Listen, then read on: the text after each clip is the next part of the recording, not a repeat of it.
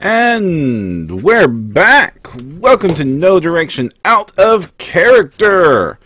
I'm Jefferson J. Thacker, also known as Perram, and I am joined by... Alexander the Goonis, the Everyman Gamer. Although, Perram, real talk, can we really be back if this is the first time we're doing this? We're back always. Oh gosh, it's like an infinity loop, like in Futurama, where like you just keep going forward until you're actually going backwards by going forward. If you're wondering why we are calling this No Direction Out of Character, it's because this doesn't really fit with anything else we're doing. This is an unofficial, informal show where me and Alex are going to chat about PaizoCon 2018 because we don't want to wait. Also, Ryan couldn't be with us, but the quote-unquote real PaizoCon recap episode will happen next week during normal No Direction time. And No Direction Beyond will be back the week after. Which is another reason why we wanted to do this, because we were afraid that like if we waited 2 weeks to talk about Starfinder news at all, then like everybody would forget and not care anymore. So we're going to talk a little bit about that too. It's an all games podcast. Ooh. Jazz hands. Indeed. Also, we have something else to announce about No Direction Beyond episode 2, or not episode 2, episode whatever that one's going to be. We are moving No Direction Beyond's live record date to match No Direction's live record date. So no matter which of the two shows you like, you will always be able to tune in on them on Wednesdays at 8:30 p.m. Eastern, 5:30 p.m. Paizo time. Because we'll do everything we can to get you into the habit of watching us. Yay! Also, if you're watching us live on Twitch at twitch.tv/NoDirection, please chime in and chat and ask questions, because this is one super informal, and any input we get, we'll be able to answer any questions you guys got about anything you want us to talk about. And we're mostly going to be talking about PaizoCon, Pathfinder 2 experiences, the Starfinder news, all kinds of cool stuff. But again, we stress everything. This is an informal show. This is not going to be a normal episode of No Direction. Okay, indeed. Alex, we survived PaizoCon. Huh? Yeah, we claimed that couch in the name of No Direction. That couch will forever have our butts imprinted on it. Yeah, so like Perram and I are both East Coasters, so we both have like when you're an East Coast person going to Seattle, there are basically only two flights that you'll get out there. You're either going really early in the morning or really late at night. It has something to do with the trade winds blowing against, you know, the planes and whatnot. Regardless of whatever the reason is, Perram and I were both stuck at the airport until like really late at night. My flight arrived at 10:30 and his was at like midnight. So we claimed this one couch in the hotel lobby where PaizoCon took place in the name of No Direction. So that is the official No Direction couch. Yeah, I think we spent like 6 hours on that couch just chatting about network stuff and plans and awesome kitsunes. Actually, we didn't talk about kitsunes once. No, I was great. It was Yosokis. We did talk about Yosoki, but we talked a lot about like plans for the upcoming RPG design club, and we talked about other things relating to those projects, and we talked about stuff for No Direction and the announcements, and we did take that one break for Subway. Yeah. Subway break. We gave up we gave up our claim to that couch, and nobody contested it. So therefore, nobody will ever contest it, and it is our couch for the end of time. That is how it works, legally and distinctly. Eminent domain. That couch is ours. Correct. I agree. But there was lots of cool stuff we saw and we heard. Do you want to talk about Starfinder or Pathfinder first? Let us start with Starfinder. So what cool stuff did we hear about Starfinder, Alex? So before we get started, I have to point out that like I freelanced in both RPG line books that were announced, so like my excitement is a little bit biased, but I will never claim to not be biased on a show that I'm on when it comes to things that I've worked on. So fair warning, prepare to be biased. Extra biased. Right. Let's start by talking about something I didn't work on. The Dawn of Flame adventure path. which, in my opinion, the premise for this adventure path is probably the best one we've seen from Starfinder so far, just because it sounds really... This is going to sound weird, but it sounds really sci-fi. Like, Dead Suns isn't really something that couldn't happen in a fantasy game. And I don't feel like Signal of Screams or Against the Aslanti Throne really are too. They fit into the setting, but like, I go against a tyrannical empire, like, Cheliax. Or I'm gonna go and find this super weapon, like in pretty much every other classic D&D adventure ever.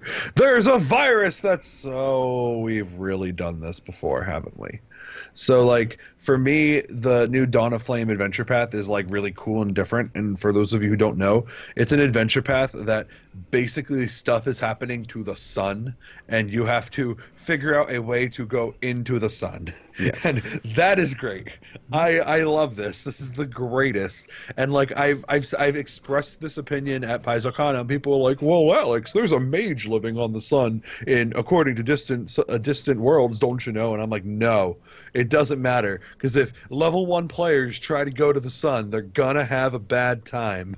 And in Starfinder, you might be able to get away with that. I'm really looking forward to it. Yeah, they announced this during the banquet as the one that will be following Signal of Screams. It's going to be a full 6-part adventure path. And it's sounds super interesting, though there does seem to be some sort of demonic figure as the art they previewed for this, so that might give us a hint. That was an Afridi. An Afridi. It was an Afridi. No, if you look at the art, so first of all, it took me... Because I thought it was just like recycled art, because it's literally the same pose that the art from the Afridi in the Bestiary 1 has. But if you look at him, he's got like the super high-tech sword and armor. It is literally coded to be a sci-fi version of the original Afridi art from Bestiary 1. And I'm so excited. Ooh. I want elemental planar invasions. I want the genies to take over this future. It's great. But will the Afridi really have fun in the sun? Yes, because they're immune to fire. That's why. Even extra hot fire? According to the rules, yes. However, that's a really interesting question, because in Pathfinder, the sun just deals fire damage according to distant shores. So technically, if you're immune to fire, you're fine on it. But a lot of plasma weapons in Starfinder deal fire and electricity damage. So maybe in Starfinder, being on the sun does fire and electricity damage. And maybe they have rules for being crushed by its immense gravity. I don't know. I guess we'll have to wait and see. Mm-hmm. All right, so the other books previewed as part of the Starfinders, they showed us a lot of what's going to be inside the armory. That one has previously been announced. Yep. Lots of power armor was showed off, like basically every type of weapon to fill all the level gaps that exist in the Starfinder core rulebook. So if you want laser rifles at the right levels, they exist now. Yeah, they basically said they're taking every brand... I'm going to call them brand. Every brand of weapon and taking them from 1 to 20, which is pretty stellar. I know, like, I was leveling up my Yosoki operative from PaizoCon yesterday, and I was like, oh man, I want to buy a new pistol. Let's see what we got. Oh, the next new pistol is until level 4. Well, I guess I'm just going to sit here then and keep using this level 1 pistol.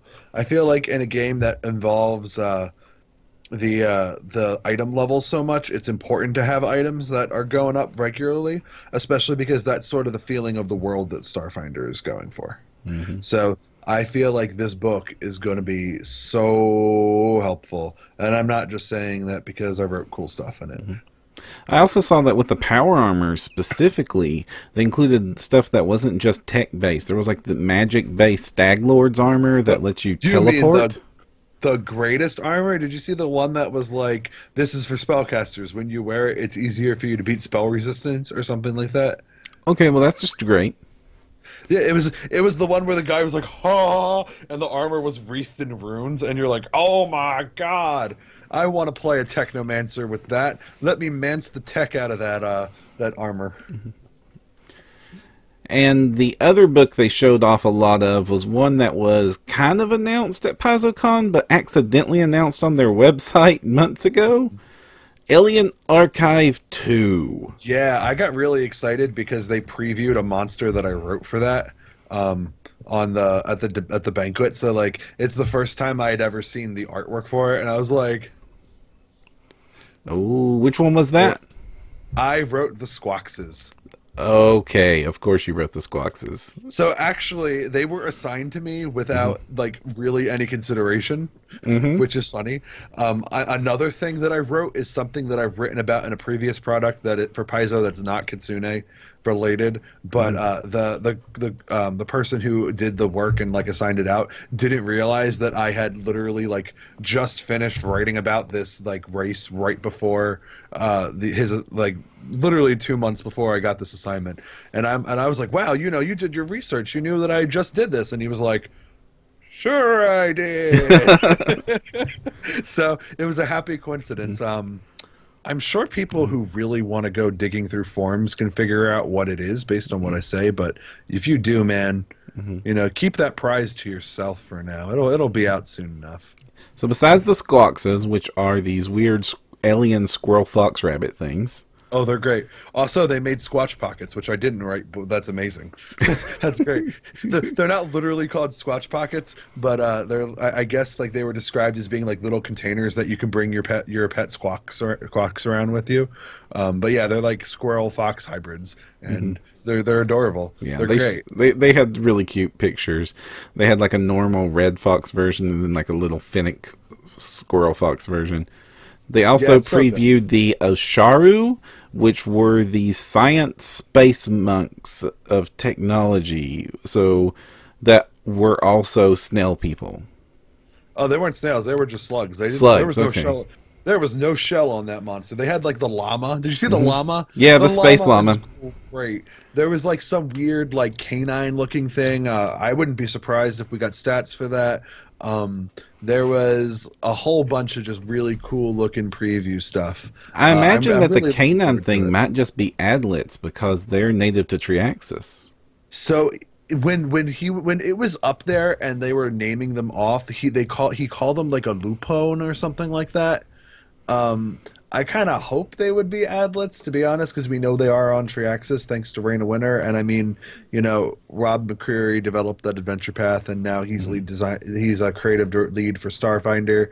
But maybe they've decided like, hey, we don't want to be called this anymore. We're like a new thing, and that would be fine. Because the one thing that the adlets have going against them is that they have like a giant slew of magical powers. It's like, oh gosh, why are you this terrifying spellcaster of ice and snow? Won't you just let it go, Adlet? Let it go, please.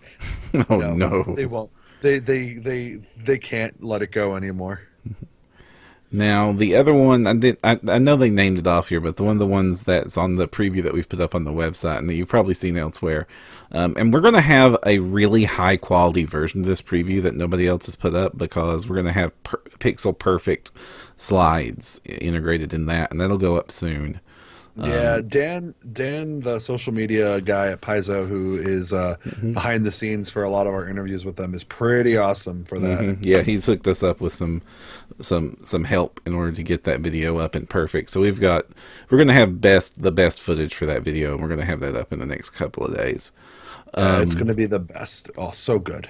Also, but one of the races that it basically looks like an Umber Hulk with a plasma rifle, and I just want to know how the many ways that it can kill all of my players.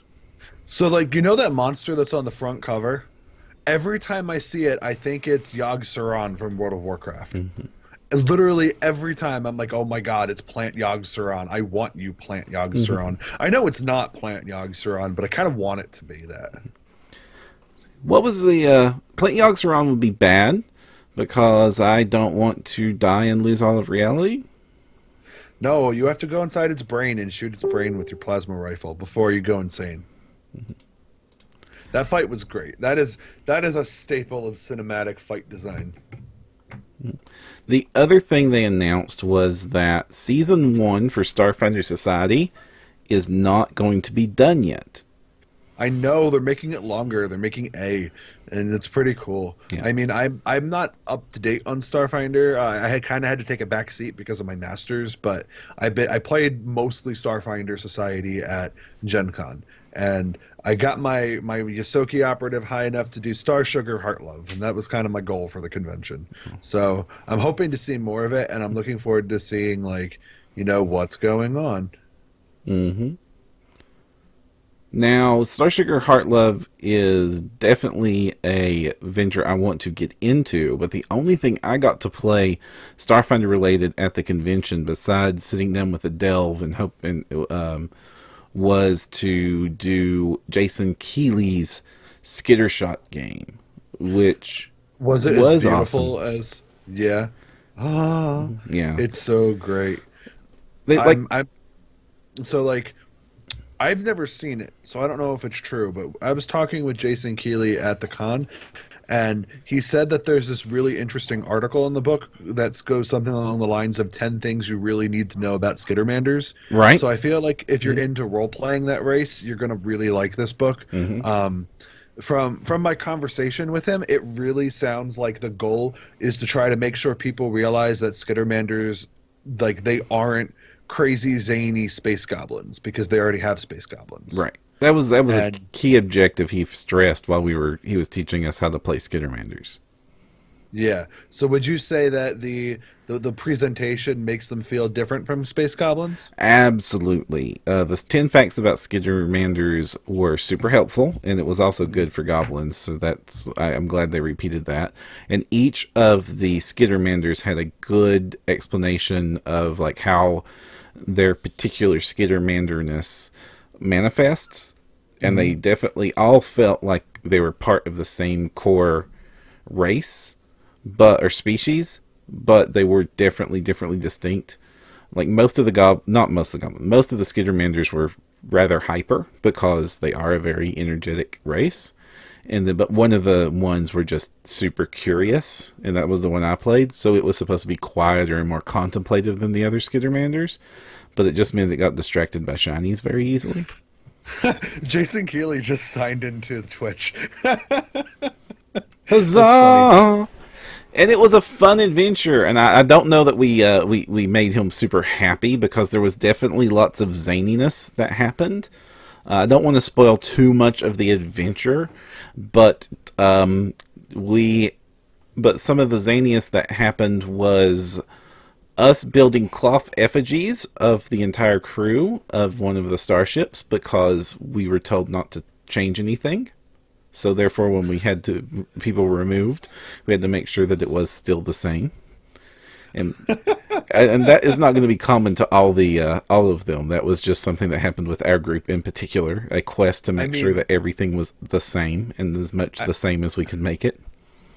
I mean, I talked to Kate Baker after you guys had played. Kate Baker, the Pathfinder Society / Starfinder Society / all around great freelancer Kate Baker, and she seemed to think that you guys were exceedingly helpful in your adventures. Indeed, it was. We wanted to make sure that everybody was perfectly happy and had a great time, even their enemies. Jason Keeley wants you to know that he's glad that you had fun and that he loves zaniness. Ah, I'm glad to know that you love zaniness. I just Mission accomplished.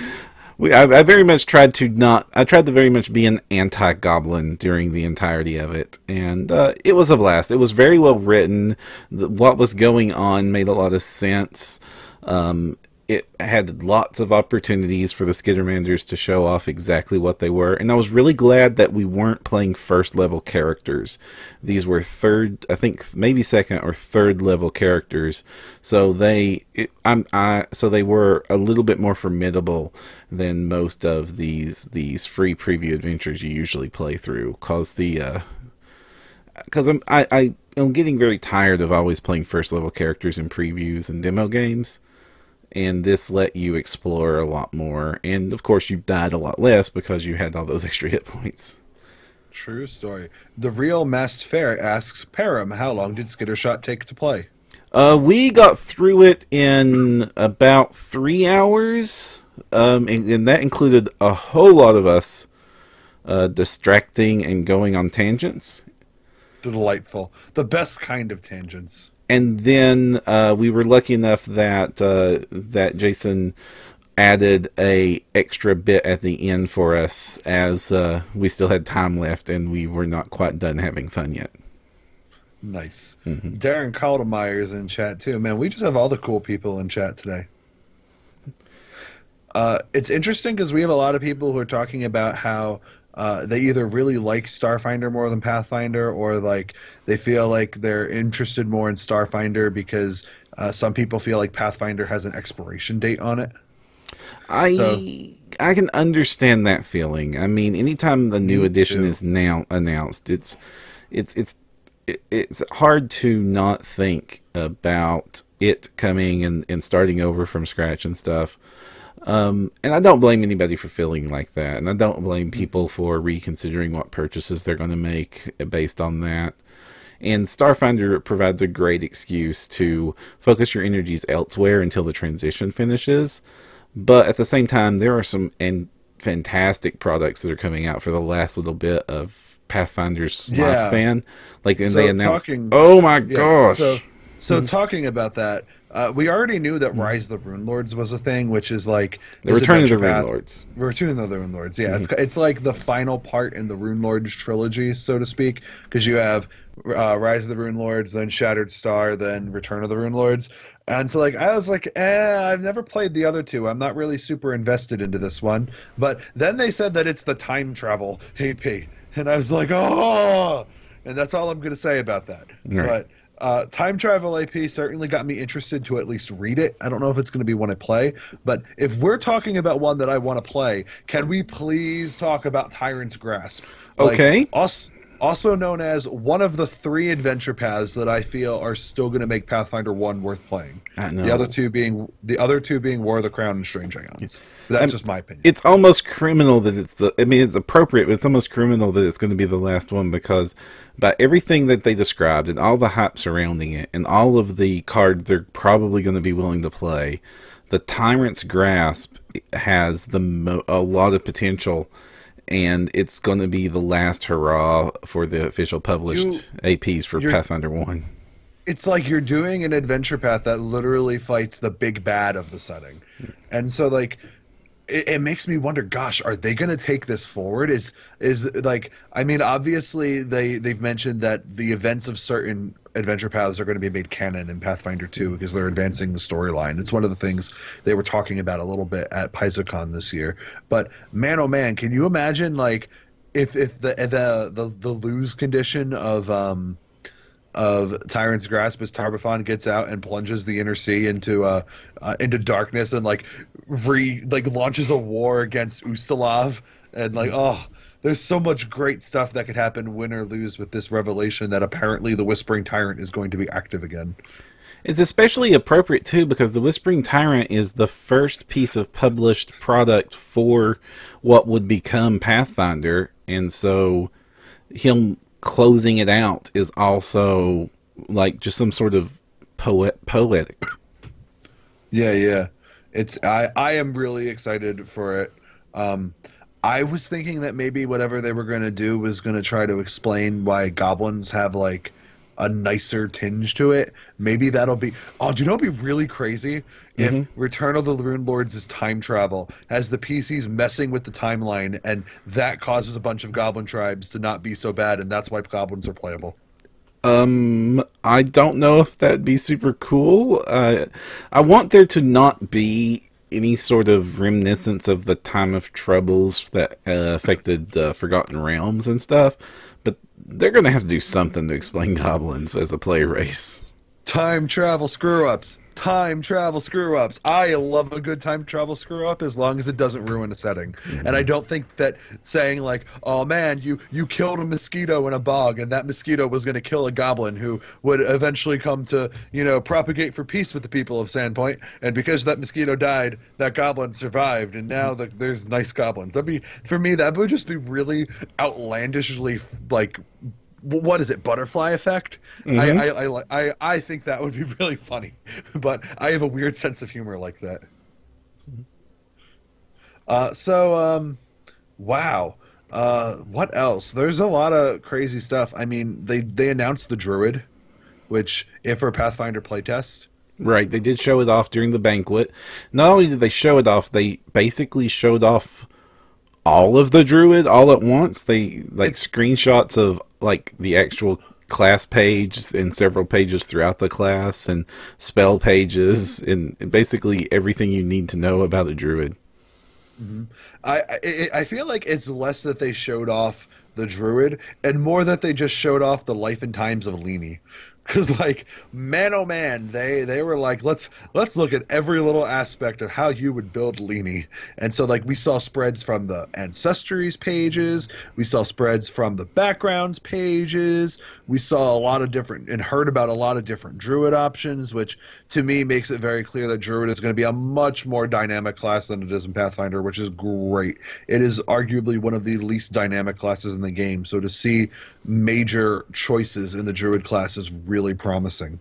Mm-hmm. Then we saw some spells. We learned that you really don't want to get in front of a wizard's disintegrate if you can help it. That would be bad. We learned that the Druid is going to have some crazy 20th level power that allows them to just spam earthquakes if they want it, which is amazing. I mean, like Jason Bowman said, I don't know of many problems that you can't solve with 5 consecutive earthquake spells. And then there was the whole crazy leyline ability where it's like, hey, you've tapped into leyline so good that they power your spell slots. Your 1st through 5th level spells are now apparently at will. Delightful. It was. Just delightful. Well, I think the crowd went crazy as most when they featured dinosaur form. Oh, yeah. I don't know how I feel about that because it's very clearly like B-shape 4, but like super focused. It makes me wonder if they're going to do super focused polymorph spells for like all animals, which is both a good thing and a meh thing. Because on one hand, on the wizard perspective, it takes away some of the power of those spells by limiting what you can pick from. It also makes it so that those spells don't continuously become more powerful with every subsequent bestiary, which is also good. It's the same thing that kind of kept the form of the dragon spells in line back in Pathfinder 1. But on the other hand, that's a lot of spells that are going to feel very samey very quick, assuming that we continue to make more spells to get those same feels. You know what I mean? But I think this was the trade-off we had to take in order for them to do one of their other announcements, which was that one of the Druid options for their disciplines or traditions, what was that called? Orders. Their Druid orders. They featured 4 of them. One was animal focused, so you get an animal companion.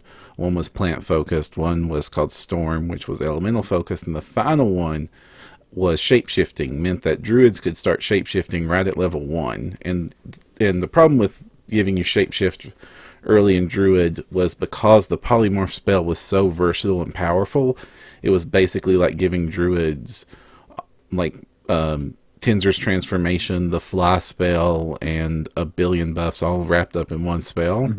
And by breaking it out this way, it means that they can give them like a simple beast form right away that lets you do the fun thing, like turn into a bear or a wolf or a cheetah or a velociraptor. And then they can save the really powerful stuff for later spells and still keep the power balanced without making us wait all the way to 7th level before we can have fun. So I'm going to go ahead and make a guess that they didn't do it for power. My bet is that they did it because it's how they wrote polymorph forms for the shifter in Ultimate Wilderness. Because one of the things they said is that polymorph spells are super difficult to use because you have to constantly reference different books in order to use them and through multiple pages. By taking those little stat blocks of abilities and putting them in the spell like we saw, where like there was a bullet Tyrannosaurus, Triceratops, so on and so forth. By putting them directly in the spell, that means the player doesn't need to go searching around through multiple different books in order to cast their cool spell. I honestly don't know if that was why they did it or whether or not that is a good solution, but it is certainly a solution. We will have to wait and see how it feels come the playtest. In it's May, 3 months. 3 months. It's more like 2 months because it's the start of August and it's the end of May currently. Yep. It's like 2 months. Right. Which, speaking of which, if you hadn't already pre-ordered, you ran out of time. Yeah, you ran out of time hard. Yeah, if this You just wasn't better available, well, you better hope that they printed out extras to sell, which I'm sure they did, but they're gonna go fast, like Sonic speed. I expect The the only Hedgehog. extra ones are going to be the ones at Gen Con anyway, and those are going to disappear in the first day. This is going to sell Yeah, faster than yeah, Starfinder sold. yeah. So let's see. A couple notes from the audience.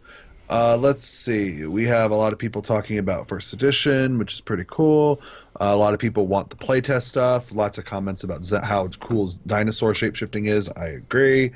A lot of people talking about different ways that polymorph spells could be used. Darren Kaldemeyer, our PaizoCon countdown correspondent, comments, I'm surprised that Druidic orders weren't named after Galarian setting proper nouns. I honestly think that people are overestimating the amount of Galarian IP that's going to be in this book. I feel like it's probably going to be something similar to what Starfinder had, where, like, for the most part, none of the classes in Starfinder really lean super heavy on the IP, and if they do, it's usually in a little, like, 2-sentence description that can be pretty easily scrubbed of IP for third-party uses and stuff. So I kind of feel like people got up in arms over something that really wasn't that big of a deal, but I mean, this is the internet. Nobody is surprised. We have an actual question from Andar91 who Do it. says, I totally forgot, but have they confirmed if PF2 is resetting the setting or not? I wouldn't mind the big Cataclysm event personally if done carefully. They have confirmed that they are not doing a giant setting reset. There is going to be some changes to the setting, but basically what they're going to be doing at this point is codifying the adventure paths and Pathfinder Society major events that have happened, so that basically the setting material that will be coming out with PF2 will assume that all of the adventure paths and society major events have happened and were successful. So things like the World Wound is now closed. There's going to be a new ruler in Taldor based off of what happens in War for the Crown, and other such events. Obviously, Irison's going to have a new queen. I'm really hoping it's the queen I want it to be. I want it to be the queen that I put on the throne. So they're going to make some official decisions there, but they said in general it's always going to be that it was a success because they didn't want any of the parties anybody that spent the years it takes to get through an adventure path to feel like they failed it just because Paizo said you did.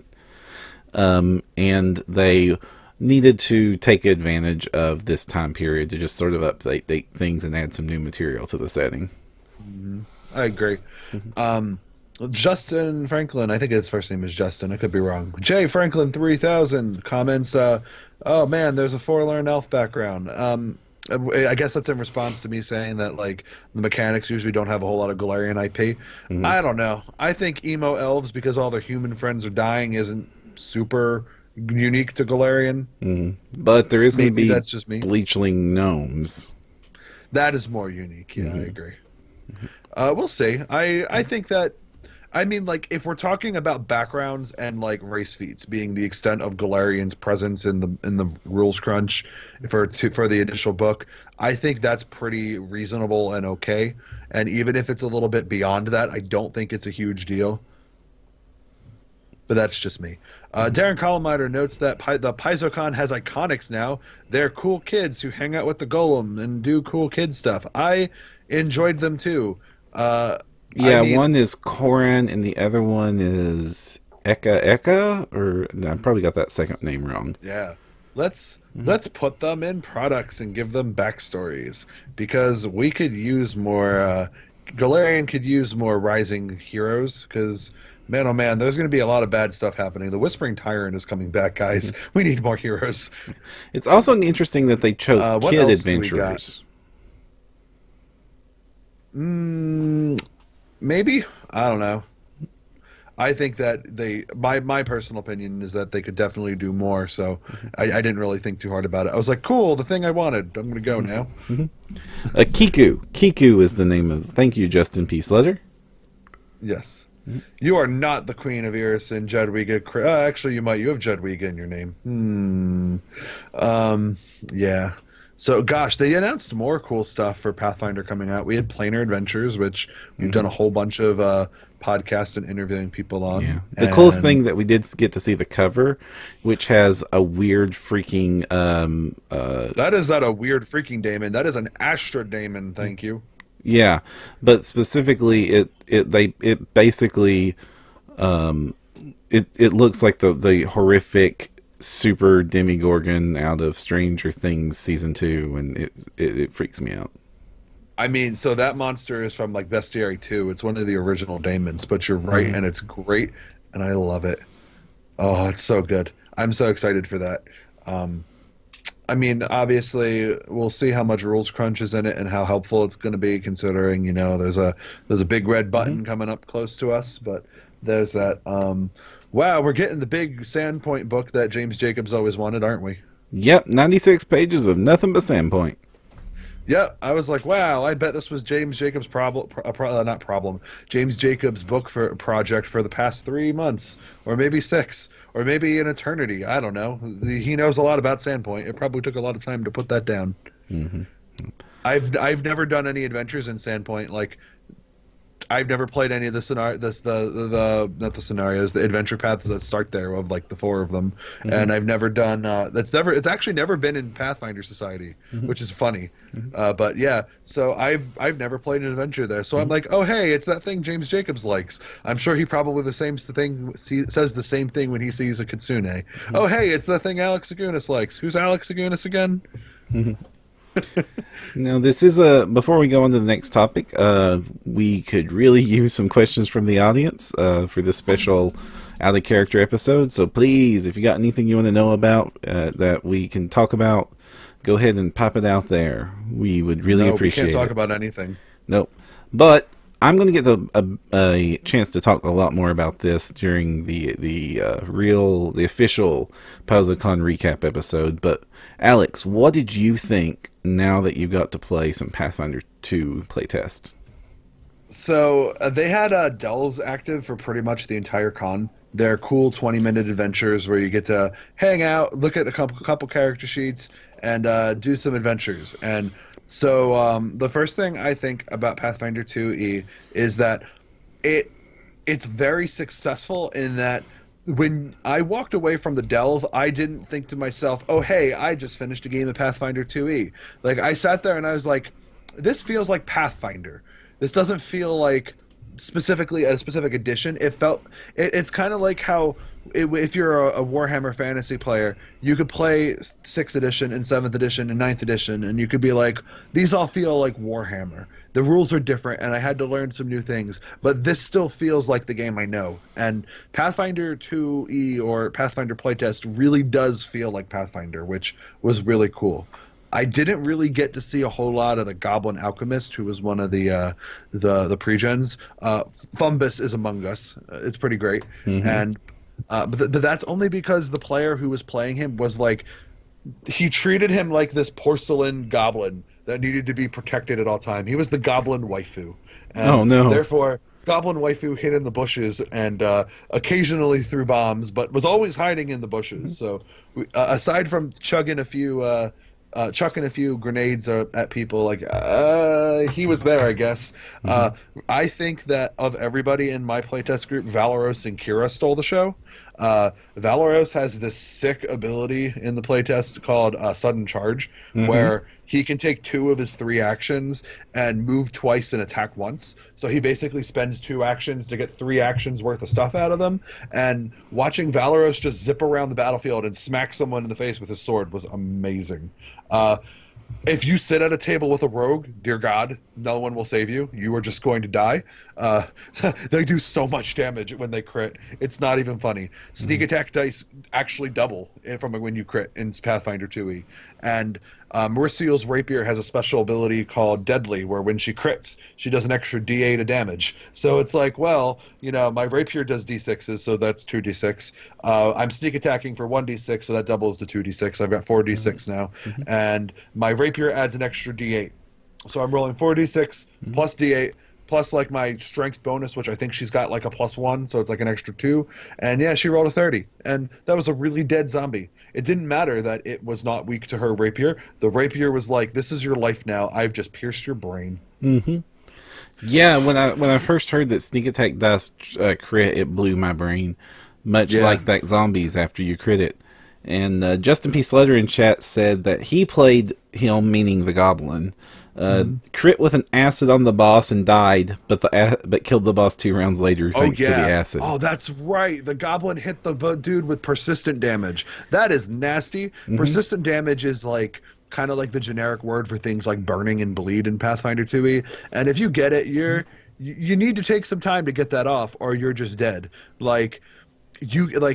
Basically how it works is that at the end of a round you can make a reflex save to get it off, and you need a natural 20 from what I was told in order to get it off. If you don't spend an action, so like if you're just walking, it only comes off of you on a natural 20. If you spend time, it's like a DC 15 reflex save, but it'll kill you. It's like, wow, that is death by acid or fire right there.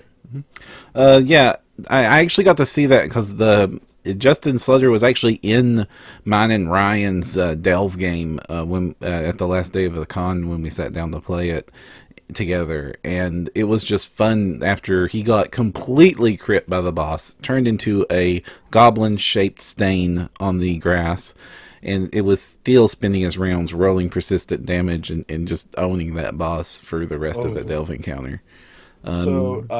Troy 1989 asks, how good is the Ranger now? We don't know.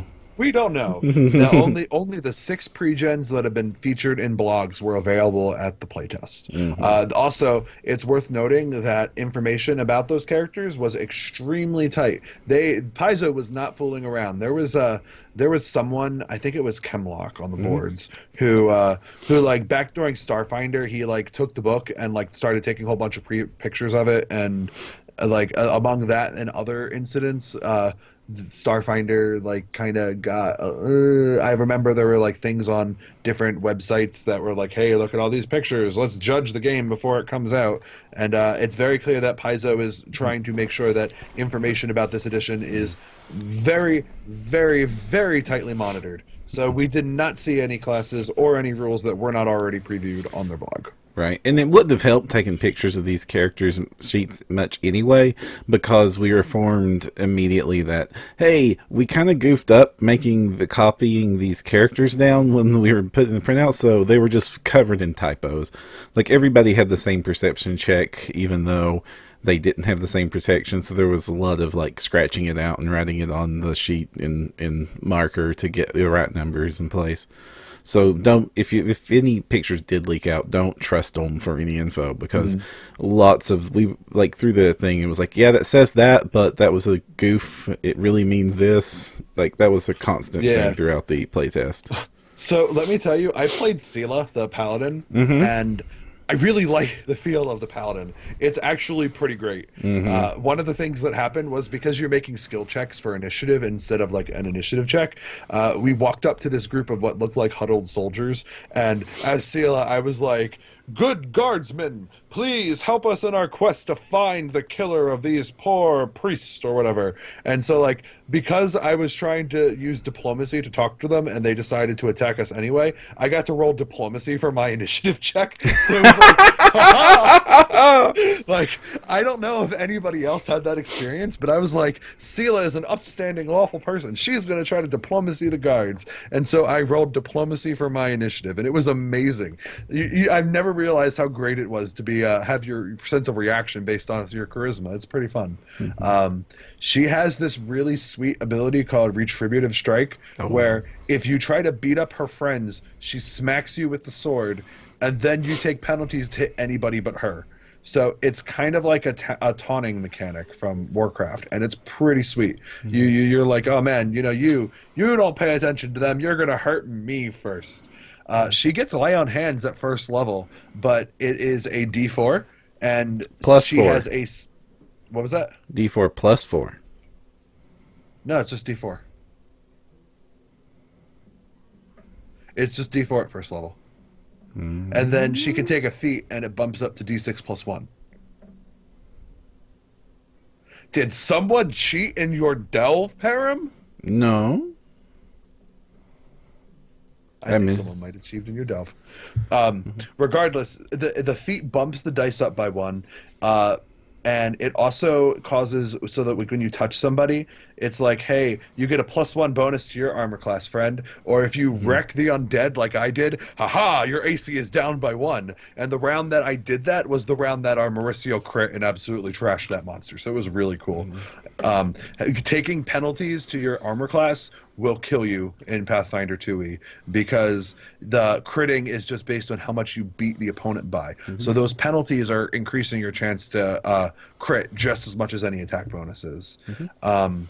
So the other thing that's interesting about Lay on Hands is that baseline, it provokes an attack of opportunity.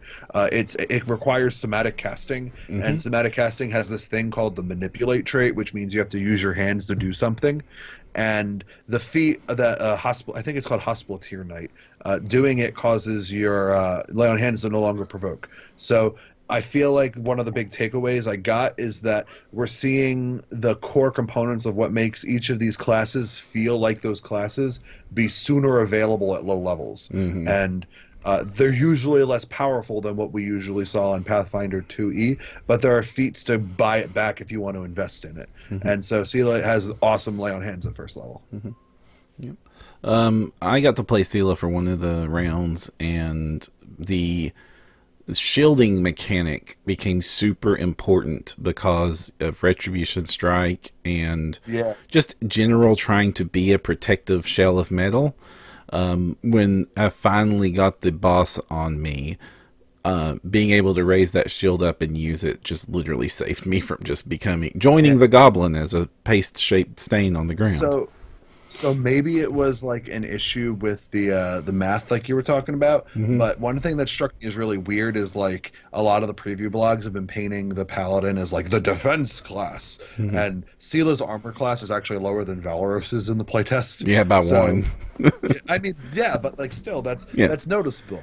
Got the dude who can zip around and smack things really high with a good chance of hitting, and he has the better armor class. It's like, come on, throw Sela a bone, give her her +1 armor class back.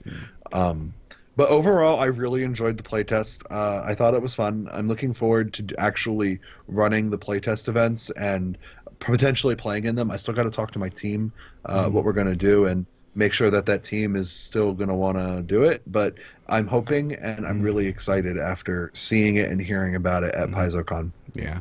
I'm still trying to organize what I'm going to do and whether or not we're going to do something as a network or anything like that. So that would be fun. Yeah, I mean, part of me really wants to do like an online game and stuff for go through the playtest adventures, but we can't super spoil those. No, because so basically how each of the different adventures are designed for in the Doomsday Dawn are designed to like test for specific stress test different parts of the rules. Like one of the things Jason Bowman made very clear is that there may or may not be places in the adventure that are designed to murder you because they want to see how much damage you can take and whether or not it'll kill you. We recorded that in the panel and somebody asked him, is there a section where you're expected to die? And he said one word, yes. Yeah. And so I kind of feel like running Doomsday Dawn would either have to be something we did after it was like it wouldn't matter anymore, or like either we'd have to do it after it didn't matter anymore, or we would have to do it like I don't know, like we couldn't really do it while they were collecting data because then it would provide all these spoilers and it would compromise all of those playtests. Right. So I feel like if we were going to do a playtest group, our best bet is probably to do like the Quest or the Pathfinder Society adventures that are not as geared towards heavy duty playtesting. Right. Or convert a standalone module like maybe Dragon's Demand. Yeah, that could be really fun. We'd have to look at the monsters and see what they have, but I feel like Dragon's Demand would be really doable. That doesn't really have any crazy out there monsters, if I remember right. Yeah. Man, so Justin Franklin 3000 says, Perram, do it post-playtest. I don't know if I'd want to do it when the data doesn't matter anymore. Yeah, that's the big issue. Yeah. And that's assuming that we broadcast the stuff instead of just doing it privately. Who knows? Who knows what we're going to do? Emerald Spire Second Edition. Oh man, we tried Emerald Spire as like a private game thing like years ago, and we did one game and it never happened again. Oh, that was rough. I even did a logo. A logo. It was a beautiful logo. It really was, and just we didn't do it again. Wow. So, question: from what you saw, is there anything you think that is in Pathfinder 2e that is either going to be problematic or that you wish that they would change rather quickly? I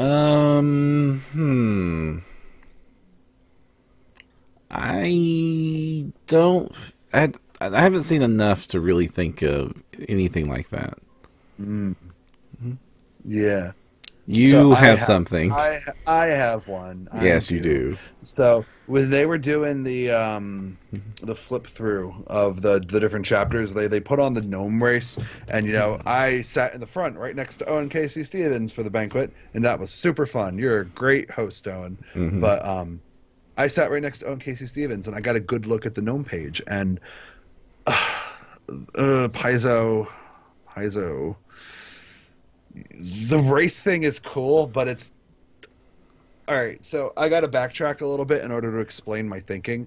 When one of the panels that we were sitting in with Jason, where he was talking about Pathfinder Second Edition, it was the Find Your Path one. If you want to listen to it when we get all the content up later, in one of those he talked about changing things in order to broaden the design, like how they took traits and condensed like traits and a whole bunch of other different mechanics together to make the backgrounds, so that like, hey, instead of having this one really small bonus that's really hard to tweak and it's way too easy to get a trait that is so good that everybody takes it, hint, reactionary, and like that doesn't leave a lot of design space. So they're like, yeah, we made backgrounds to broaden the game and to give us more knobs to twist and more variety to give you, because variety is the spice of role playing.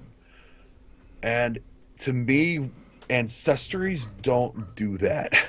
And I'm gonna sound like a heretic because oh, Alex, what are you talking about? Each ancestry has like 10 feats and you might get like 4 of them, and it'll be great. And so like, I don't think the problem is very evident when you look at the core races, because all of the core races are basically just humans that live with different lifespans and different cultures. They're not really all that physically different. They're kind of just different shaped humans, right? And the problem is like when you start getting to some of the classic races that have biologies that do not mesh well with ancestry feats. And what I mean by that is, okay, I'm going to use Kitsune as an example because I'm super Kitsune fan, whatever. This applies to like 4 different shape-changing races in Pathfinder. Not just them, but you get my drift.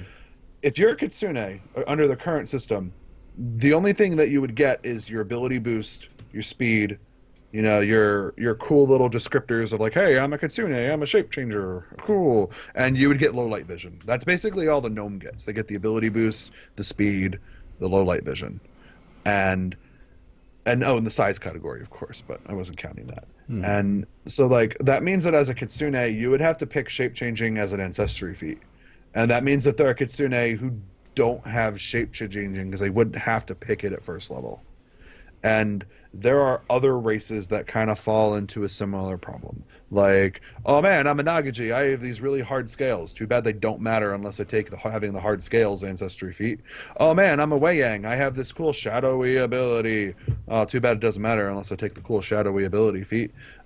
It's just, I think that each race is going to need some kind of baseline power that they get at first level, and that all races, all ancestries share that same power because you're a member of this ancestry, and this is one of those. This is an ability that defines your people, essentially, like your heritage. Because right now it's too varied. There's nothing that really cements them, and it's going to cause problems down the line for races that mechanically have an established ability that they absolutely need.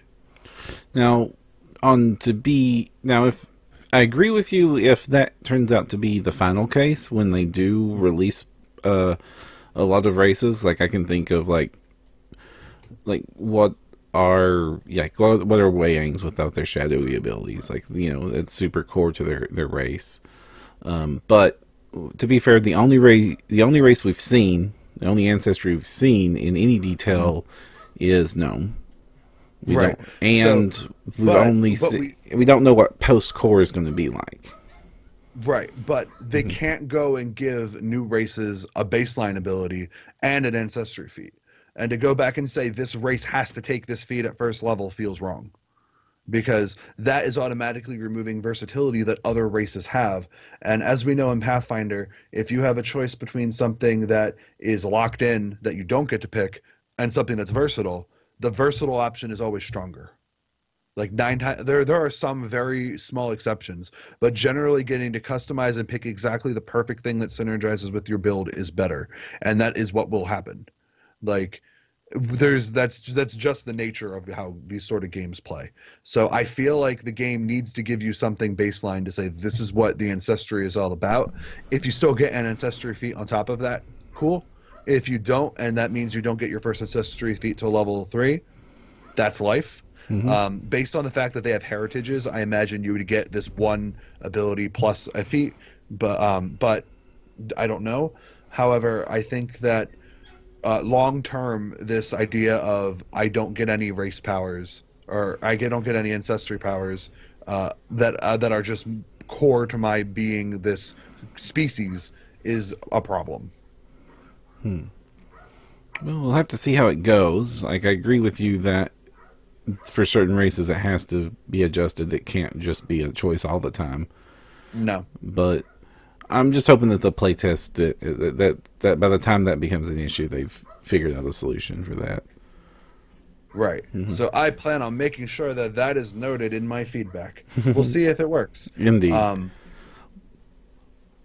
Yes. We got some questions. Oh, sorry. Yeah, we do. We have a lot of people who are responding to my my mini rant. It's kind of it's more like a soapbox, I guess. But go ahead. Let's hear some questions. Was there anything at PaizoCon that disappointed me? No.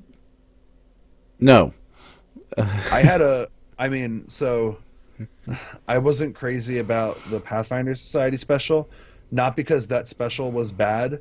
My table was kind of it was one of those groups where like it's like, oh man, there's the monsters, let's charge forward like heroes, and everybody stayed in the back. And because everybody stayed in the back, we had 5 deaths in our special. Ooh. Well, bad groups happen. That's too bad it happened at PaizoCon. Yeah, I feel really bad for the paladin who was a halfling and never got near anybody. So it's like, hey, cool, you're wearing full plate and can move 3 squares around. Yay! But it was like he blew through both charges of his. He blew through all 10 stones of his first aid gloves, bringing people back from Breath of Life, and he spent all of his lay on hands rounds in 2 scenarios using Ultimate Mercy. So that's life. I wasn't the best game I had ever run. I was disappointed because I really wanted to like the table. And I guess it's just kind of life.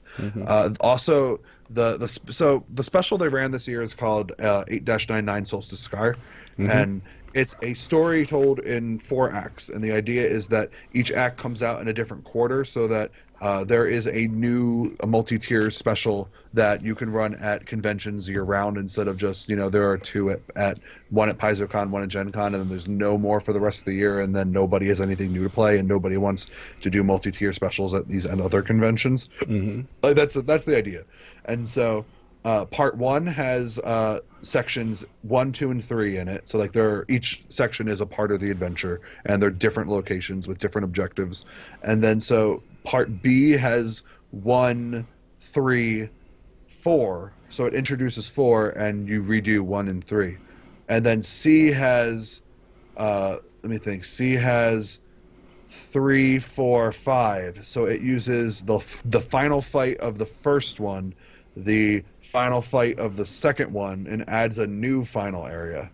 And then presumably the last one would be 4, 5, 6 would be the final one. And I've done all of these on the same character in relatively the same level range. So like I think the first one I did I was level 7 and I hit 8, and now I'm doing the other ones in 8. And I thought maybe this would be good for feedback purposes. Oh my gosh, let me tell you, the new one is so rough. It is so rough because Section 3 is very clearly designed to be the final boss fight of the first one, and you open with it. And so, without too much spoilers, you fight a trio of, and my tier, you fight a trio of undead that have the potential to slap anywhere for a minimum of 1 negative level, if you're lucky, to a maximum of about 6 in a single round. That's super deadly. Yeah, no, my wolf animal companion took 4 of his 6 hit dice in negative levels. I took 4 on my hunter. Someone else took a bunch. Like, I spent so much money removing them, and that was the first fight, and it was ridiculous. I definitely think that if they're gonna continue to do stuff, they have to be more aware of where these fights are occurring. It can't just be like, I slide this in from the old one and put it in. Yeah. No, it was so rough, and every single section was rough because all 3 of them were designed clearly to be end bosses and to be really challenging because they're the end. It was really, really difficult. So I mean, I'm seeing someone in chat saying that their fight was over in a single round. Well, that's impressive. Yeah. It happens. Sorry. Justin Franklin's question we answered. Yes, we did play the playtest. Jadwiga Crystal wants to know, which panel did you enjoy the most? I enjoyed Finding Your Path, the one where they asked people about their opinions on the playtest and so far, based on the delve. It, to me, showed a lot of guts to get up in front of a panel of like 60 people and legitimately ask for criticism. That's not easy. I enjoyed the Designing Faiths and Philosophies panel that the ONKC Stevens crashed, and because it had God Mad Libs. The basis of the panel was that historically gods in pantheon settings don't always have super tight, unique philosophies and themes. Sometimes they're really random, such as you'll have someone that's the god of bridges and economy and Italian architects and prostitution, and these things don't always make sense together. So one of the exercises for the panel was we played Mad Libs, and then they got applied to deities that we then had to figure out what their backstories were to explain why we had someone called the Confused whose weapon was a feather. That's funny. Let me think. I only really did those 2 panels, Perram. So, let me think. We will have almost all the panels available to listen to on our stream. Because we have great people who do great things. Let me think. Well, if you only did 2 panels, one of them's obviously your favorite. Yeah, well, I mean, for me, I feel like it definitely was Find the Path, just because, that was, like I said, it takes a lot of guts to get up in front of a group of people and say, critique my game. Please, just apply your criticism right here to this project on my heart that I've spent 4 years working on, in absolute secrecy. That was super brave. Another one that was super brave was a related, they named it similarly, called Find Your Path, which was before that one, where they just said, hey, if you guys were making PF2, what would you do? Yeah. And just had a whole room full of people throw random ideas at them. Like, dude, there was that woman who literally talked about dwarves for like 10 minutes until I was like, I am with Jacobs now. We got to nuke the race. I'm done. Please make this stop. I'm sorry if you're listening. It was kind of rambly. I want more dwarves. Yeah, I like dwarves. I think dwarves are fun. I want more halflings, though, TBH. I think halflings are fun. I'm also really looking forward to making an elf paladin in the new edition.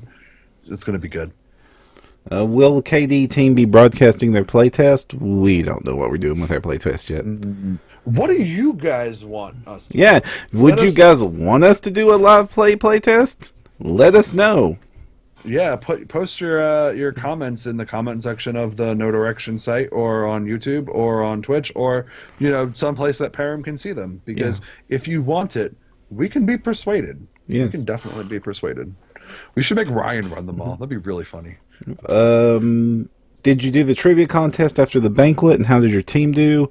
Me and Ryan did the trivia contest. We will talk about that in next week's episode when I'm with Ryan doing the official recap.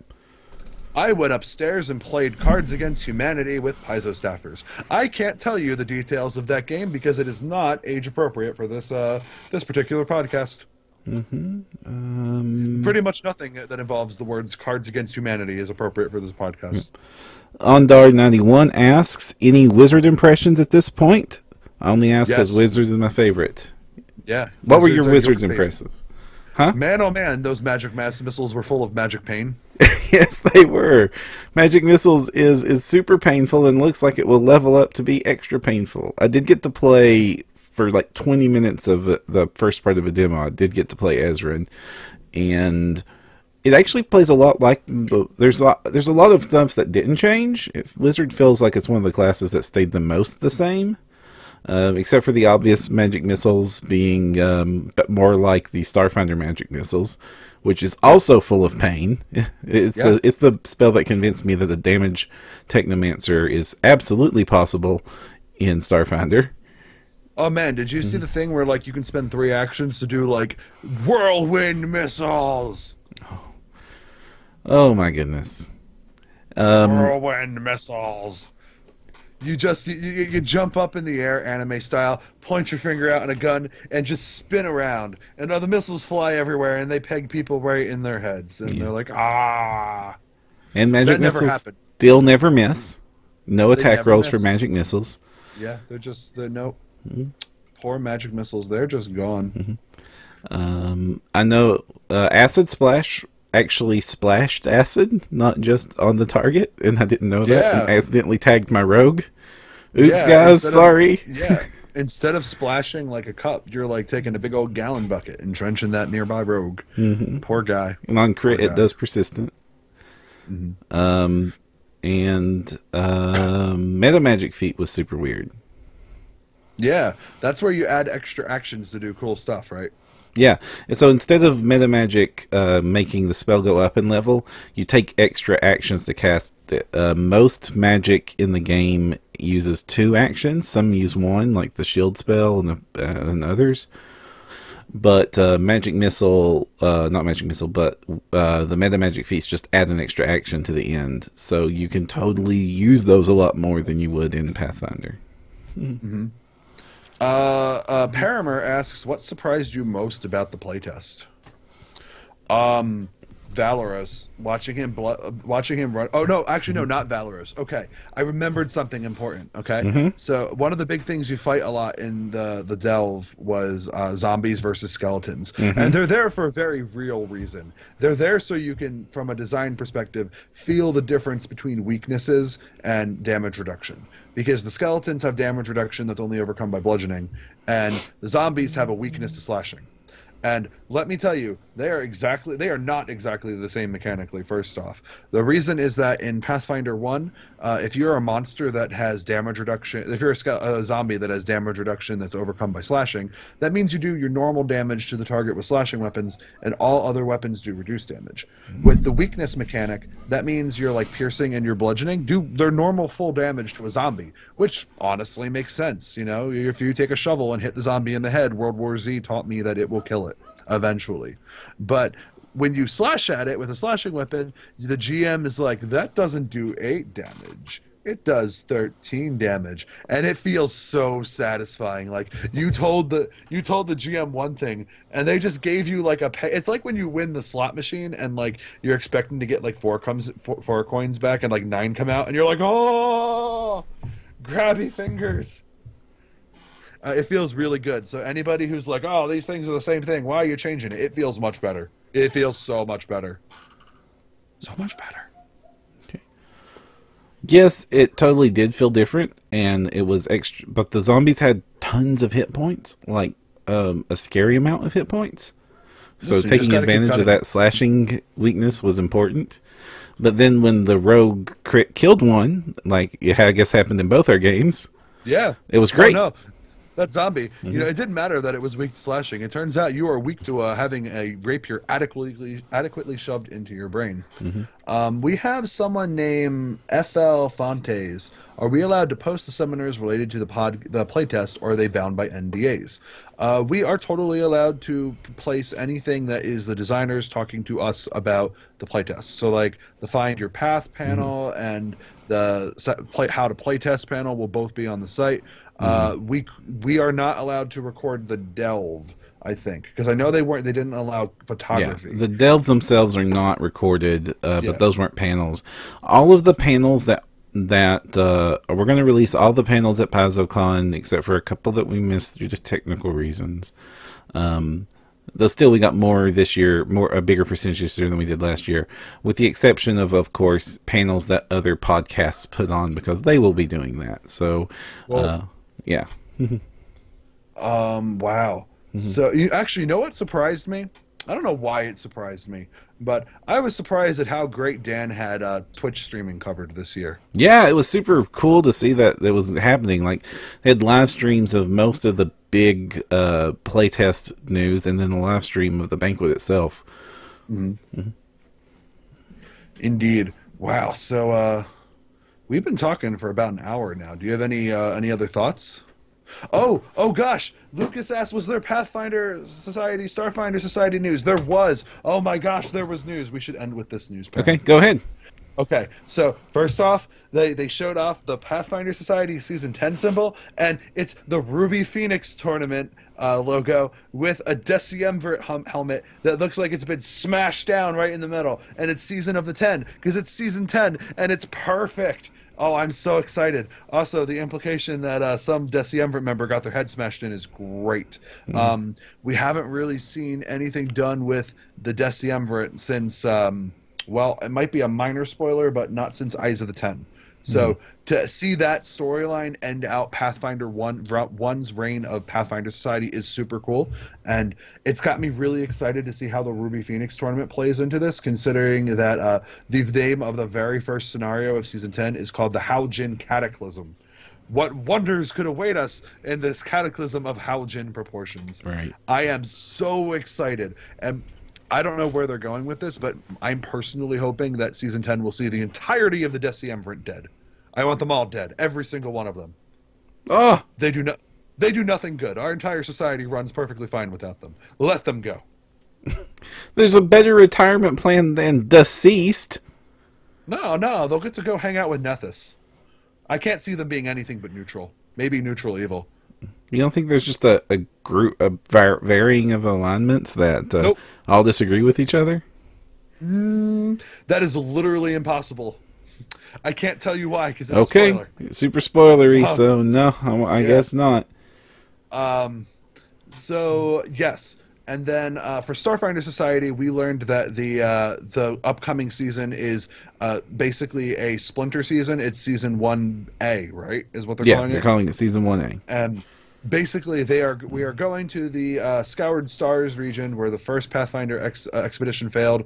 We are recruiting new minor factions that have cool benefits, and the first minor faction was available to people who did GM support for PaizoCon. So if you ran games at PaizoCon, you got a boon that unlocked this brand new faction that gives you special fame rewards, and they are good fame rewards. They all involve aliens joining the society. So it makes it seem like they're definitely looking to bring in more cool races as time goes on. Indeed. Yes.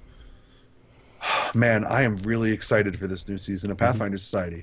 I know people are like, oh, it's going to be over soon. No, this story looks like it's going to matter really big going into 3.5. The other thing we learned about, or not 3.5, going into Pathfinder 2E, the other big thing we learned about the Pathfinder Society is that there is going to be what sounds like the most horrifying special scenario ever coming out. It seems to be an interactive special that I don't know if it will be its final name, but its code name is called The Grinder. Oh. And so basically the idea is that this is a scenario that has designed with like an easier mode and a hard mode, and you're going to want to do the hard mode, apparently, and if you're going to want to beat the scenario, according to John Compton and crew. And it sounds like it's designed to just tear through characters. And one thing that I heard from John when we were talking is that he mentioned that one of the ideas they're throwing around for this scenario is the idea that, like, they'll be keeping track of which characters die, almost like Wall of Names style. And when they've reached certain thresholds, like maybe did 10 wizards die? Did 10 kitsune die? Did one really rare race boon die? And like when that happens, like trophies will appear on the screen, and the trophies might even do something. So people are like, "Oh man, we got to get this person killed." And so it sounds like if you don't want to just leave your characters to do nothing, you can get them all murdered instead. Mm-hmm. They did not announce if there will be new races for Pathfinder Society. I imagine they probably wouldn't, because they're about to close the doors on that game anyway. For Starfinder Society, they announced that, I believe, I don't remember if it's right away or whether it's soon after, but they basically said that the legacy races are going to be added to the always available list. Okay, that makes sense. Those were the very first boon races to be introduced. Plus, they're in the core rulebook. Plus, there's a lot of interest in playing legacy races. So that's a good, solid move. And I say this as somebody that has a legacy race boon. I don't mind if that just becomes open. Yeah, and oh man, there are a couple of scenario boons that become way better with this light. There are a couple adventures that give you either a new race, or if you already have that race as like a boon or something, you get like an ability score boost, and it's really good. It's going to be really good when that comes out. Yeah, so overall, I thought it was a pretty exciting PaizoCon. There was a lot of energy from the staff and from the fans. There was a lot of interest in new Paizo products. It looks like we're coming up into a pretty good year for Paizo, that's for sure. It was sure the best PaizoCon I've ever been to. Oh, one of them, Perram. Oh, look, Perram, let's talk about swag before we end. Did you get any good swag? I got that really cool compass thing I put up on Facebook. Yeah. So they had the campaign coin guys made a compass rose that is literally just a coin that is a very fancy compass rose that shows you, like, you can use it to show your players where north and south is. I bought this giant plush D20, and I got Paizo staffers to sign it, and it looks super cool. And it's got like a memory foam interior, so like you can actually roll it, but it's super weighted, so don't roll it. Although I had this one great story where I gave it to one of the CS people, Katina, and she was like, "I'm just gonna roll it to see where it goes," and she rolls it and gets the natural one, and she's like, "It is fate." And she rolls it, and she's like, "Oh, but I wonder, maybe it's not fate, and the die is just predetermined to roll natural ones." And I said, "Well, let me try." And I take it, and I throw it up in the air, and it rolls, and I get a natural 20. And she looks at the die and goes, it was really funny. Katina, you're the best if you're listening to this. Okay. All right, gang. We have been going a lot longer than we thought we would do this. I hope you guys have enjoyed this random episode of No Direction Out of Character. If you liked more random nonsense from us, let us know if you want us to do more of this on different topics. Please let me rant about Steven Universe for an hour and a half. I have so many things to say. That's happening. So many That's things. happening. That's happening, but that might be a Geek Together, because that sounds like a Geek Together. Yeah. It is a Geek Together. Yeah. I need to geek together with my people. All right, Steven Universe people. This is a good point. We want to also thank all of our Patreon backers. It's because of you that we've been able to ramp up all this production and introduce all this new stuff to the network. If you want to support us on Patreon, there's links on our website at nodirectionpodcast.com. We appreciate each and every one of you, and there's a series of benefits for those of you that back at high enough levels. There's the cards that we're going to be sending out to backers. There is also levels in which you can just reserve some of our time. If you want us to do anything for an hour, there's levels that you can secure that. If you want to hear me rant for an hour, you can do it. Indeed. It's going to be great. Oh, also, we should probably shout out to our friends at the Oh, Roll for Combat podcast because they helped a lot Oh get me yeah, there. Roll for Combat sponsored our PaizoCon. They helped me get there. They also provided the room that me and Ryan stayed at, and they were also super cool guys to hang out with. They were. I also was on a panel with them that you're going to get to hear during the seminar coverage, in which they did a crossover between Pathfinder and Starfinder with the Order of the Amber Die playing the Pathfinder character iconics for it, and that was a lot of fun. So if you want to support them, go over to rollforcombat.com. They're a Starfinder actual play podcast. They're playing through the Dead Sun's Adventure Path as their main podcast, and they're also doing Starfinder Society scenarios, and those are really fun. So check those out at rollforcombat.com. Thank you all for sponsoring. We and also another need thing. Uh-huh. Oh, I was going to say we met some really cool people for a podcast called Find the Path at PaizoCon. But don't anymore on that. Oh, okay. Yeah, it's really cool. We met some really cool people, but there's stuff to be talked about there. Also, we want to thank Benjamin Loomis, who surprised guest DJ'd our No Direction Adventurous and actually did live sound effects for us during the game, and he is so much better at it than I am. But of course he would be. Sirenscape Benjamin Loomis. That was a blast, and we're going to have all these seminars up. We're going to have our For Reals PaizoCon recap during a full-length No Direction a week from now. We just did this because we were excited. I wanted to get Alex's opinions on stuff, and we didn't want to wait 2 weeks to talk about the Starfinder stuff. First seminar win? I don't know. We probably very soon, but we don't know. But once they start, it's going to be a fire hose. Because there are so many. Yeah. There's so many. They had 4 seminar rooms this year. Yeah, they did. There were all the seminars. Yeah, it was every single one. 4 rooms all the time. Oh my gosh, so many seminars. All right, till next time. If you want to find the path, you need No Direction.